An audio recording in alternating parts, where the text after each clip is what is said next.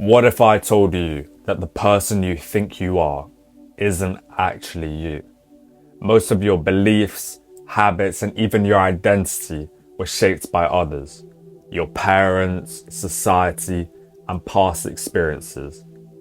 So, how do you break free and become who you're truly meant to be? Let's get into it. We all carry a version of ourselves that isn't truly us. It's a reflection of what we've been conditioned to believe. Today, I'll show you how to strip away the layers of programming and step into your real self. The first thing you need to do is identify the false self. Where did your beliefs about yourself come from? Did it come from what you think others think about you?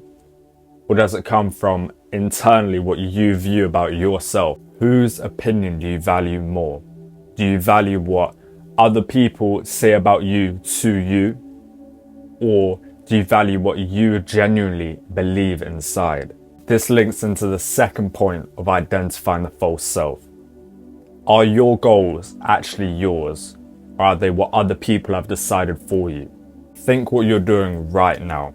Are you still in school? Are you planning to go to uni? Think why. Are you planning to go to uni to please your parents like so many people do? Or are you actually going to uni to get a degree and get a job? Think of the reasoning and the motives behind what you're doing. Are you doing it just to please others, or are you actually doing it to A, benefit yourself and in turn benefit the world? Are you doing it to actually fulfill your life, or just to short-term please someone else?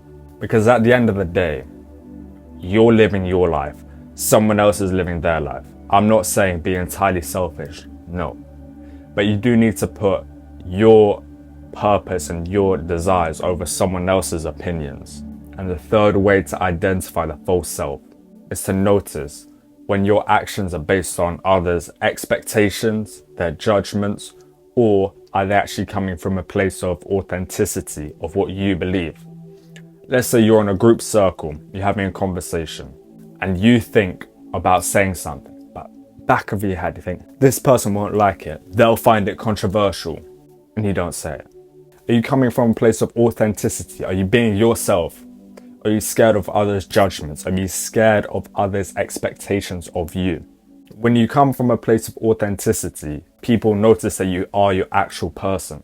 And think if you are always authentic, the people around you, the people who will start to gravitate to you, are like-minded, real, authentic people. Do you really want to have around your life people who aren't like you at all? Who are just what you expect other people to think how you should act, instead of in turn being authentic? Secondly, you need to stop seeking external validation. Start finding your pleasure, start finding your purpose, start finding your love from within.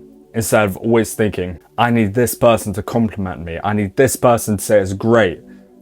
No, I'm not saying you should never please others. I'm saying you shouldn't live your life always pleasing others, because then you yourself aren't going to be fulfilled if you're always fulfilling other people's desires. Think, is your life actually going to be your life if you're always basing it off other people, not yourself? And sure, I know it's uncomfortable to say no to people. I know it's uncomfortable to disagree with people. But the more you do it, the more agency and the more responsibility you'll have with your life. And the easier it will become to say no. And saying no is the best form of self-love because it protects your time. If you're always saying yes to things, then you're wasting your time away. By all means, don't say no all the time. Of course not. There are great things out there. People are genuinely trying to help you and help each other. Yes, you can have synergistic relationships. Yes. But if something you don't agree with and you don't think is going to fulfill you or anyone else and isn't going to benefit the world, why would you say yes to that? Who's that going to benefit? No one. So practice making decisions for yourself and stop thinking about all your decisions from other people's point of view. Start living an autonomous life, because at the end of the day, everyone's going to die. You're going to die. Who's going to be there for your entire lifetime? Yourself.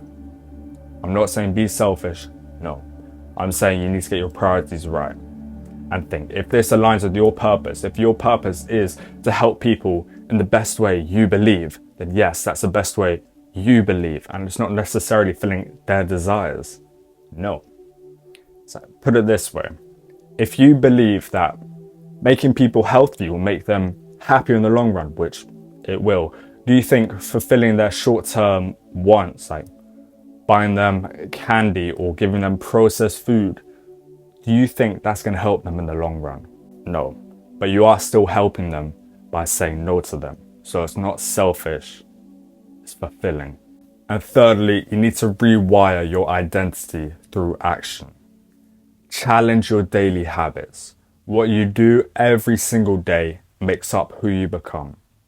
Habits maketh man. If every single day you constantly binge watch Netflix or keep on scrolling through TikTok, do you think you're going to be a highly productive person who actually benefits society? No. But on the other side, if you spend all of your time in deep work trying to actually help the world, do you think that's going to be more fulfilling? Your actions make up your identity. It's not just what you think in your head. You can have all these crazy aspirations, etc. It all starts from the mind. It all finishes with action. If it all stays in your mind, then the world never sees it.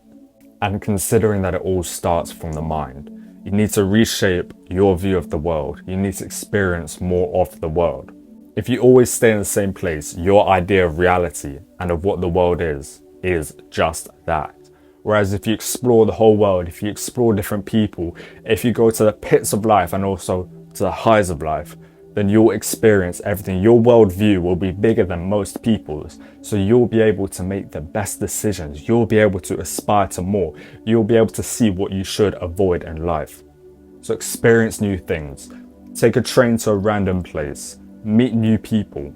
Expand your worldview. Now look, I know it's difficult to take all of this in. This is why I want you to act upon this one takeaway. Realize that your true self isn't lost. It is deep within. It's just buried under all the programming of society. Every single thing you see each day, all your experiences, yes, it is under there. It's deep within.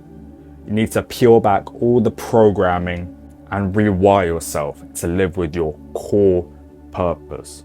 The life you want is on the other side of who you were told to be. Break free now or stay trapped forever. The choice is yours.